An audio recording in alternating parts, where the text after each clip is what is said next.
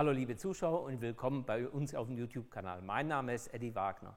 Wir haben heute hier den aktuellen Passat, ein sehr beliebtes Auto, vor allem bei Außendienstlern und Leute, die wirklich viel beruflich unterwegs sind.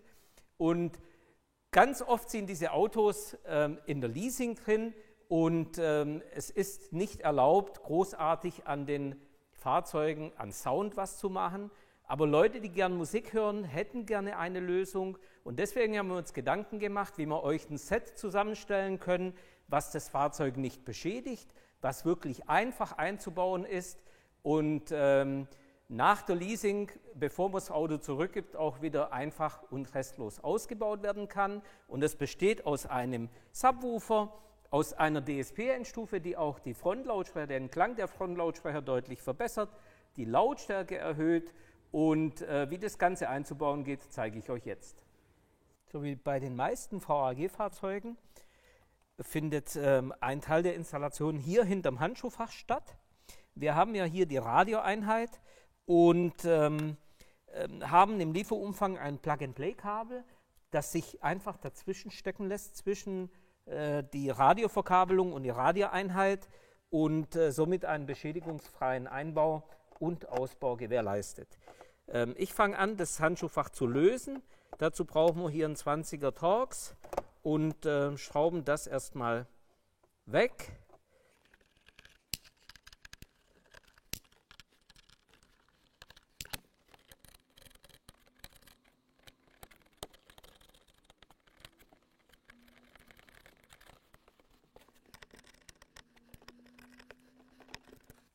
Als nächstes haben wir eine Schraube hinterm Radio und das ist auch schon die letzte für das Handschuhfach. Dazu habt ihr im Lieferumfang solche Bügel, die werden hier seitlich reingesteckt in die Radioeinheit, bisschen hin und her bewegen, mit der gebogenen Seite bitte nach innen, dann das Äußere auseinanderziehen und das Radio rausziehen. Die Bügel betätigen hier diese Verriegelung. Und damit lässt sich dann die Radioeinheit ausbauen. Dann bei der Gelegenheit, solange das Radio fest ist, gleich versuchen hier das so auszuwerfen. Manchmal geht es einfach nur mit draufdrücken mit dem Daumen. Dann ziehen wir hier die Radioeinheit raus. Und hier hinten habt ihr noch eine Schraube drin, die entweder man erreicht die mit einem normalen Torx-Schraubenzieher oder aber wir haben das Glück, dass wir einen langen Torx-Schraubenzieher haben, mit dem man die öffnen kann.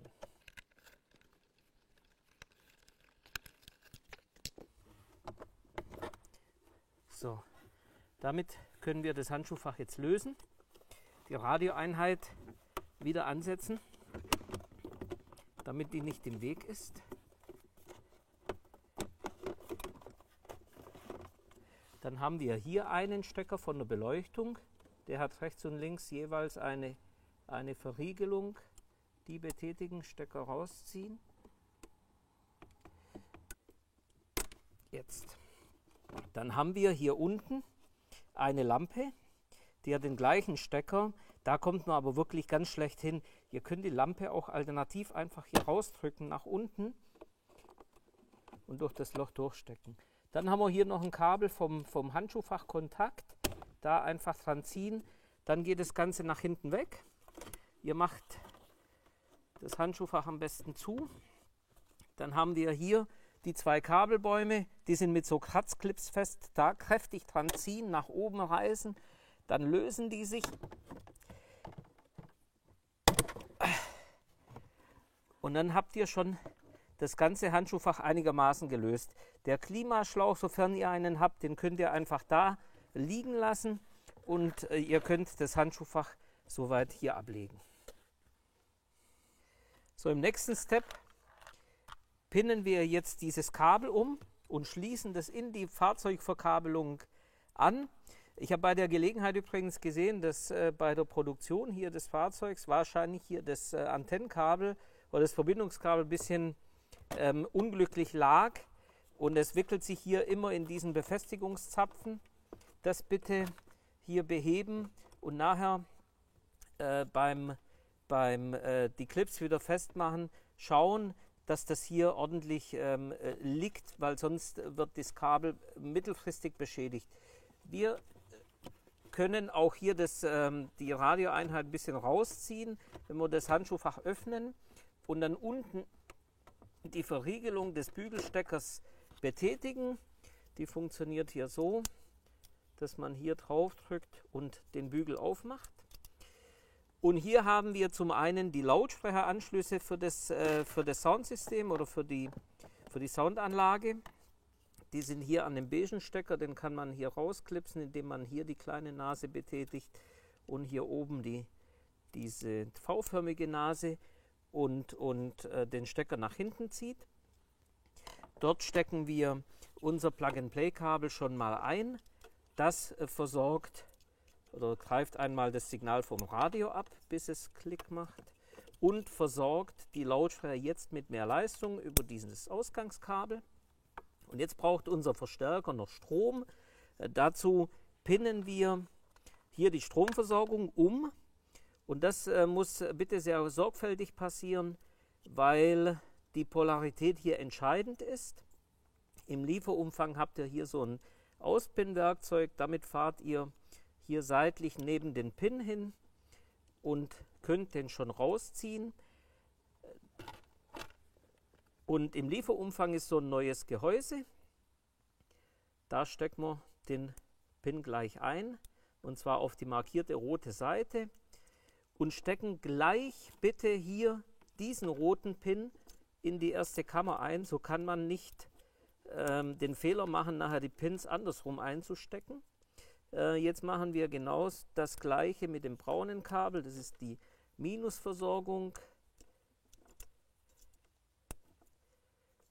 So, stecken das hier rein.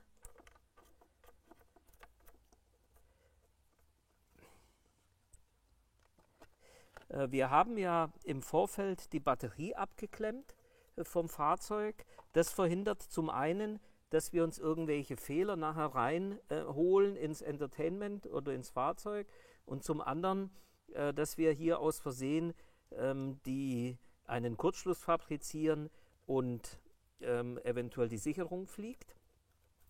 Ich habe es jetzt eingepinnt, versuche diese zweite Sicherung hier reinzubekommen.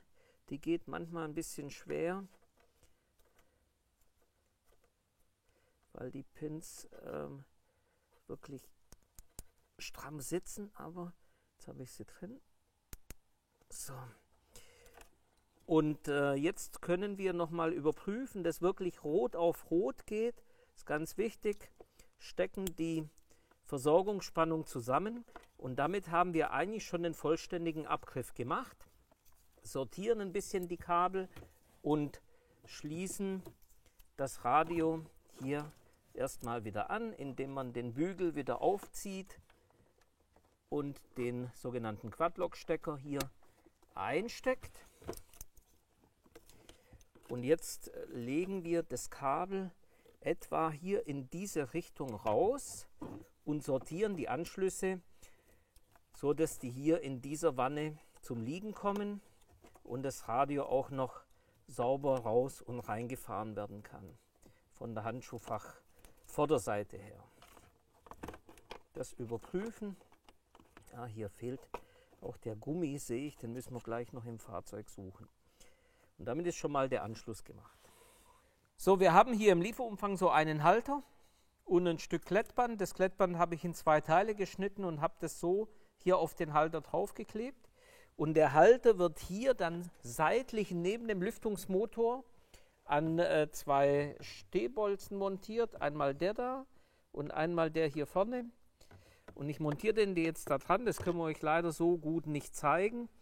Ihr braucht einen relativ kurzen Schraubenzieher und ist ein bisschen fummelig, aber es geht.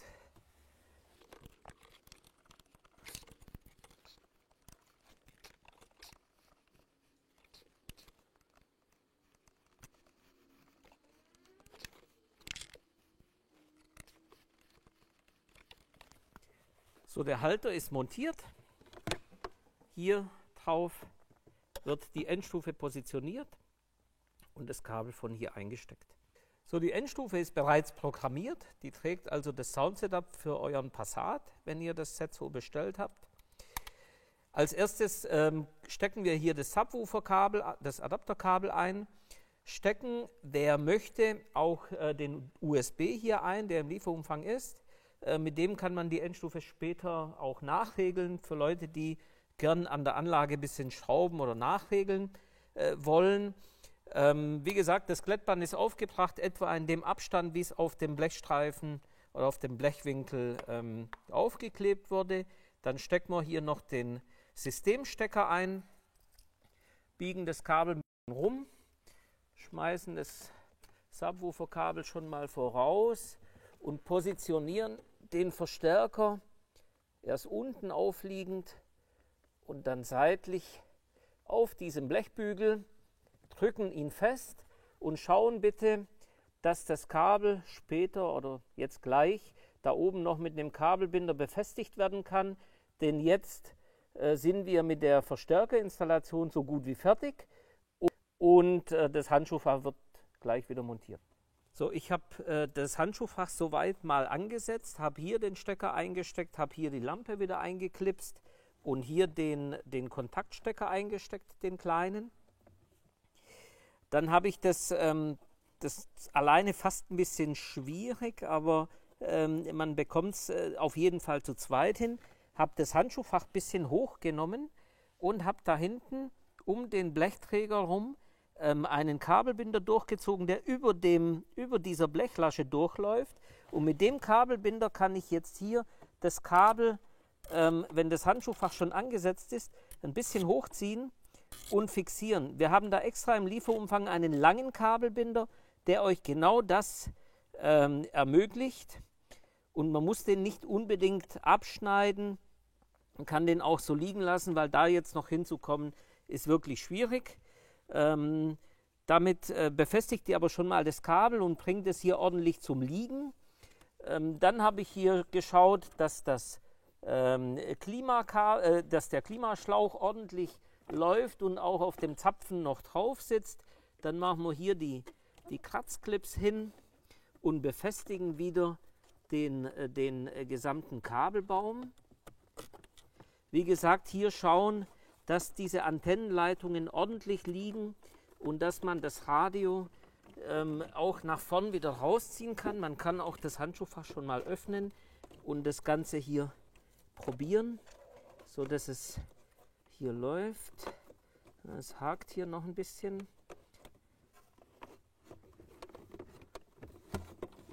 Weil ihr müsst ja das Radio wieder rausziehen können, um die letzte Schraube da hinten anzusetzen.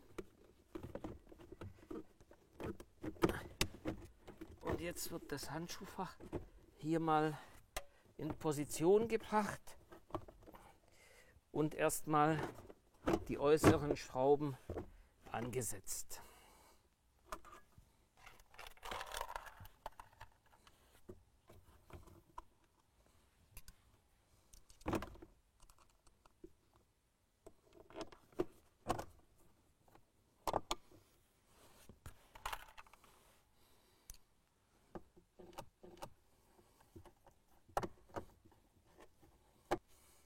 So, ich habe die zwei Schrauben hier angesetzt, kann das Radio hier doch ganz gut rausziehen, die Kabel ein bisschen zur Seite ordnen, dann schauen wir, dass wir diese Schraube da hinten hinterm Radio wieder reinmachen können. Ich habe, wie gesagt, hier das Glück, einen langen Torx-Schraubenzieher zu haben. Es geht aber auch mit einem kurzen, indem man weiter reinfasst.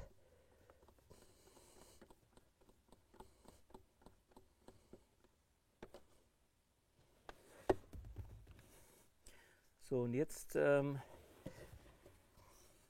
setzen wir das Radio an und schauen. Das hat uns VW natürlich Gott sei Dank gut ausgeformt da hinten. Und wir klipsen das Radio fest und schrauben das Handschuhfach vollständig an.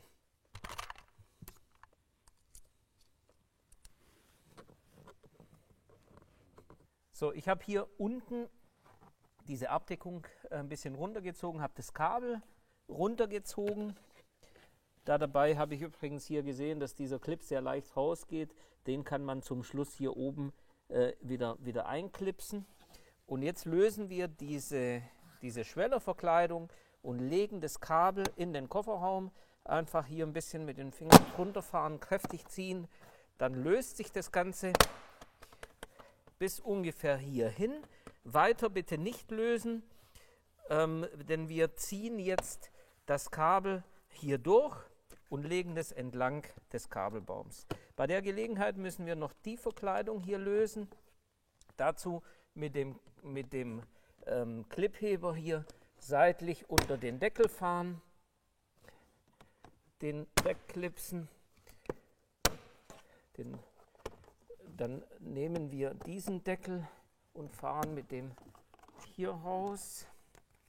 Den bitte hier vorsichtig liegen lassen, da ist ein Airbag-relevanter Stecker. Klar, wir haben jetzt die Batterie abgeklemmt, aber für Leute, die das nicht tun wollen, darf der bitte nicht ausgesteckt werden. Dann entnehmen wir das Ganze. Hier bleibt meistens ein Clip drin. Das zeige ich euch gleich bei der Montage, wie man den wieder reinmacht. Und wir fangen an, dieses Kabel hier schon mal einzustecken und Richtung Kofferraum zu verlegen. Dabei können wir das hier wunderbar neben das Originalkabel verstauen. Bevor wir von vorne nach hinten durchziehen, müssen wir diese Einstiegsleiste ebenfalls öffnen. Hier gibt es einen Falz, da kann ich mit dem Clipheber ein bisschen drunter fahren, und zwar ganz am Rand, und versuchen, das hier loszuklipsen. Und dadurch komme ich hier auch drunter. Und wir versuchen gleich das Kabel hier vollständig durchzuziehen, ohne die Leiste zu öffnen. Wir haben im Lieferumfang so eine Durchziehhilfe, die hat einen Schlauch hinten dran und damit lässt sich das Ganze relativ gut machen. So, die Kabeldurchziehhilfe ist leider ein bisschen gebogen. Ich versuche die so ein bisschen gerade zu richten. Und dann gehe ich hier, soweit es geht, möglichst weit hinten in diesen Schacht rein und versuche, möglichst ohne Widerstand das Kabel oder die Durchziehhilfe durchzuziehen. Gucken wir gleich mal an, wie weit ich ungefähr bin, damit ich weiß, wo das Ganze rauskommt hinten. So, das wäre schon mal ganz gut. Das heißt, ich fahre hier rein und versuche gleichzeitig im Idealfall mit einem Helfer hinten zu schauen, ob ich das Band greifen kann. Ich habe das ja hier aufgemacht. Man kann hier so ein bisschen vorfahren und oh, sehr gut, hier ist es schon. Die Abdeckung ein bisschen anheben und dann alles hierher rausziehen. Wie gesagt, mit einem Helfer ist es am allerbesten. Jetzt nehmen wir hier das übrig gebliebene Stück, fahren mit dem Stecker, mit das Kabel immer so nach und nach entfalten, damit es sich nicht verheddert. Wir stecken den Stecker hier in diesen Schlauch, der ist selbst verschließend, der Schlauch, und hält diesen Stecker einerseits fest, wenn man dran zieht, und andererseits macht er durch die Oberfläche des Materials das Durchziehen relativ einfach. So, vielen Dank fürs Ziehen. So, wir fahren hier rein. Der eine zieht hinten vorsichtig. Bitte nicht mit Kraft ziehen, das ist ganz wichtig, denn wenn es wirklich schwer gehen sollte, dann haben wir hier es eventuell an einer unglücklichen Position durchgelegt. Das muss wirklich einigermaßen leicht gehen, denn hier zweigen ja auch Kabelbäume ab und Wenn der Stecker sich hier verhaken würde, wir würden dran ziehen, könnten wir eventuell was beschädigen. So, ich habe das Ganze hier rausgezogen. Das ist schon mal sehr gut. Vorne klemmt es jetzt hier ein bisschen ein. Ich lege das hier seitlich neben den Kabelbaum hin. Bitte darauf achten, wenn die Leiste festgeklippt wird, hat die hier Metallklammern, dass wir das Kabel wirklich zwischen dem Hauptkabelbaum und dem Außengummi hinlegen und nicht auf die andere Seite, damit wir das Kabel nicht beschädigen können. Ich ziehe jetzt in Ruhe das Kabel so weit durch, bis es hier ordentlich liegt. Dann geht es weiter Richtung Kofferraum. So, ihr braucht die Durchziehhilfe gar nicht rausmachen aus dem Schlauch oder aus dem ganzen, das Kabel aus der Durchziehhilfe rausmachen braucht ihr nicht, denn wir fahren gleich hier von der Außenseite unter den Sitz und kommen hier hinten raus. Der Sitz ist hier zwar theoretisch nur geklipst, die Clips sind aber leider so gemacht, dass sie ganz kaputt gehen, deswegen versuchen wir das zu vermeiden. Wir können hier von diesen Isofix-Verzurhaken können wir diese Einsätze hier rausziehen, dann können wir die hier rausziehen, muss man ein bisschen hin und her bewegen, dann gehen die auch raus und dadurch lösen wir die hintere Sitzbefestigung ein bisschen. Der Sitz wird hier hinten geschmeidiger und jetzt nehmen wir unsere Kabeldurchziehhilfe und fahren im Grunde in diesem Winkel ungefähr unter dem Sitz in der Hoffnung, dass wir hinten brauchbar rauskommen. Wenn man hier seitlich, also schon an dieser Seitenwange drunter greift, erfüllt man bei dem Auto hier ein relativ großes Loch. Bitte vorsichtig die Hand wieder rausziehen. Die Verkleidung ist sehr scharfkantig und der Sitz drückt euch gegen diese scharfe Kante.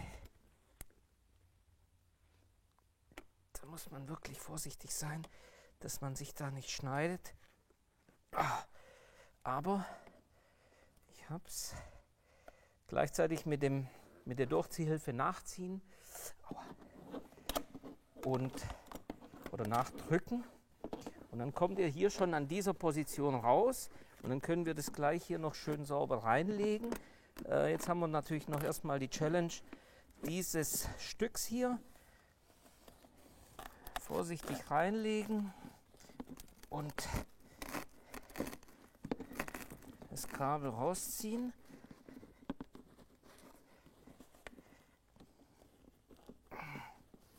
Jetzt hakt es ein bisschen. Hier dürft ihr ruhig ein bisschen mehr ziehen. Das Gewebe ist sehr stabil, das wird euch nicht kaputt gehen. Und ihr könnt schön das ganze Kabel so hier durchziehen.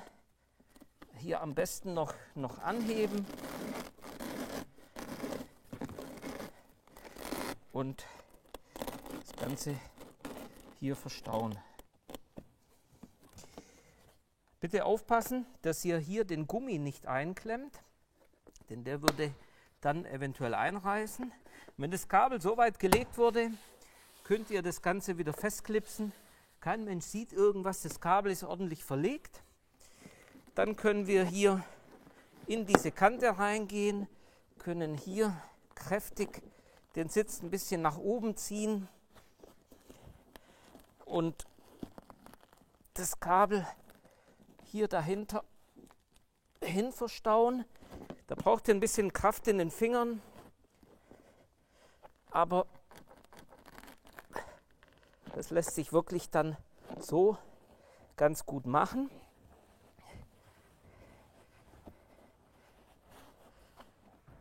Und wenn ihr damit durch seid, könnt ihr die Lehne zurückklappen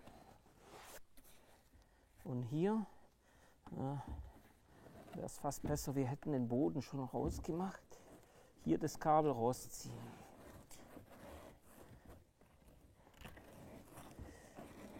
Bitte aufpassen beim Stecker durchziehen, Ich habe jetzt noch die Durchziehhilfe drüber, das ist gar nicht mal so schlecht. Der Stecker ist sehr scharfkantig, solltet ihr eine Lederausstattung haben, bitte hier aufpassen, wenn der an dem Polster entlang schraubt, könnte das Polster beschädigt werden. So. Wenn das Kabel so weit durchgezogen ist, können auch die Isofix-Verkleidungen wieder dran. Die werden einfach hier festgeklipst. Die Einsätze mit der Kerbe nach unten auch rein. Und das Kabel ist ordentlich verlegt und wir gehen weiter in den Kofferraum. So, hier im Kofferraum angekommen, ziehen wir einfach die Abdeckung hier nach hinten, werfen das Kabel darunter. Es ist ja so, dass wir einen funktionellen Einbau zeigen. Somit haben wir jetzt hier nicht den Anspruch, das völlig restlos zu verlegen.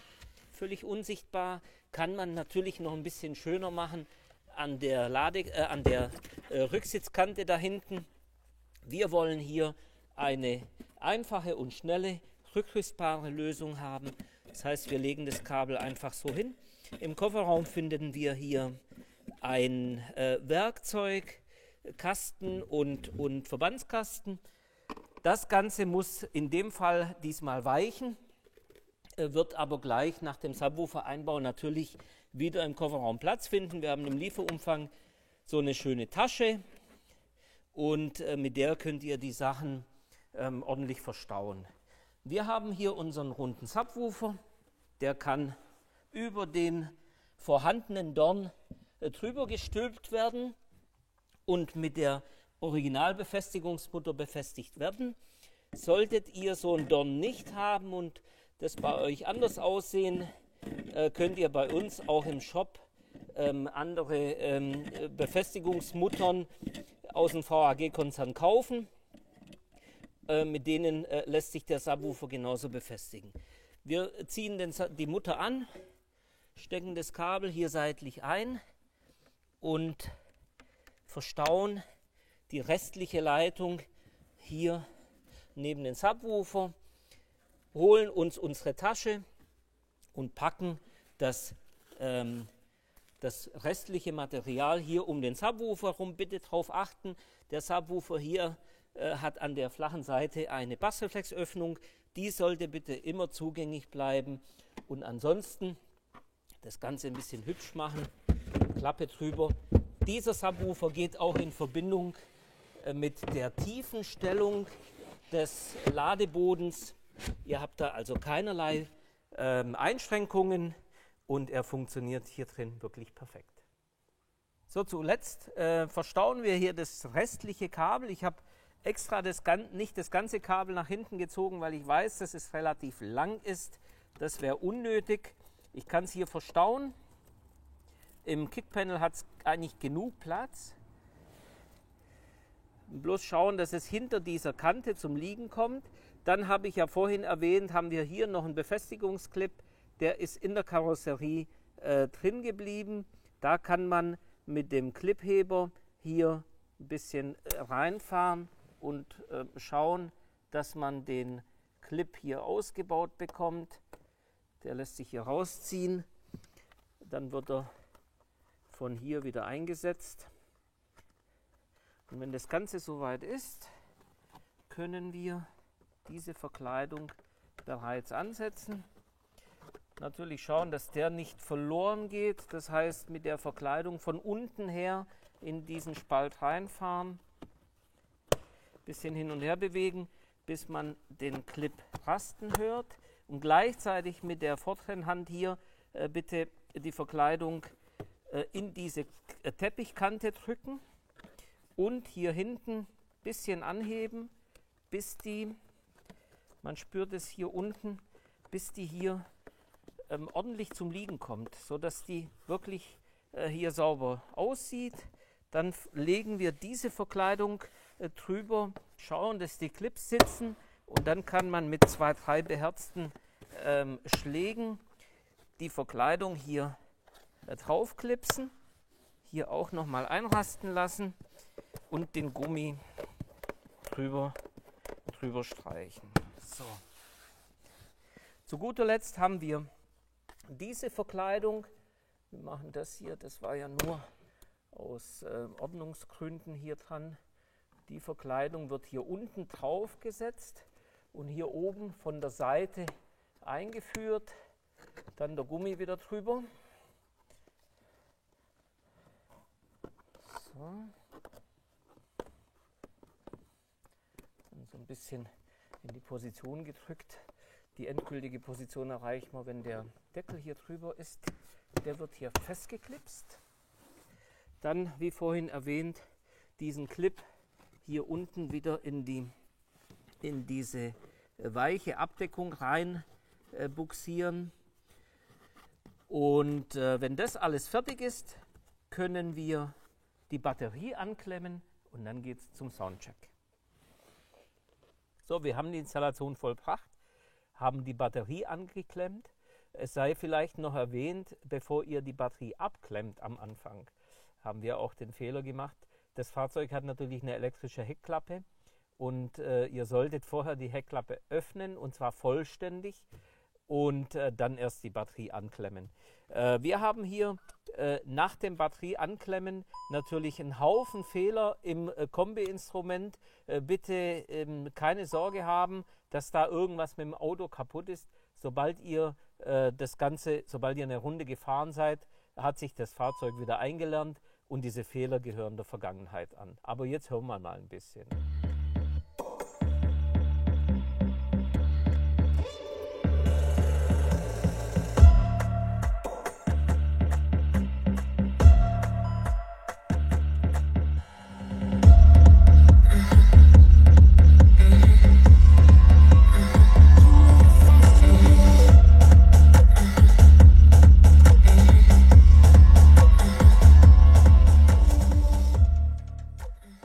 Unglaublich mal wieder, was mit so einem kleinen Upgrade alles möglich ist. Wir haben bei dem Fahrzeug hier die Lautsprecher relativ weit hinten, also nicht wie bei anderen VAG-Modellen in der A-Säule. Und dadurch hing der Klang einfach wahnsinnig weit hinten. Und es war auch keine Dynamik zu spüren, es war natürlich kein richtiger Bass zu spüren. Das ist jetzt alles gewichen. Diese Klatschgeräusche aus der Musik gerade, die kommen einfach wahrnehmbar richtig gut, richtig brillant und fetzig. Und sind sehr klar, nicht so wie vorher einfach total langweilig, sondern richtig präsent. Und der Bass, wenn der einsetzt, dann ist sowieso alles zu spät. Also wirklich, das ist ein Upgrade, was man nicht sieht, was super easy ein- und auszubauen geht und was euch den Spaßfaktor der Werksanlage um 200% verbessert. Und ihr seht, es war wirklich ein kleiner Eingriff. So macht Musik richtig Spaß und ich kann mir gut vorstellen, hier Tausende von Kilometern zu fahren und endlich Spaß beim Musikhören zu haben.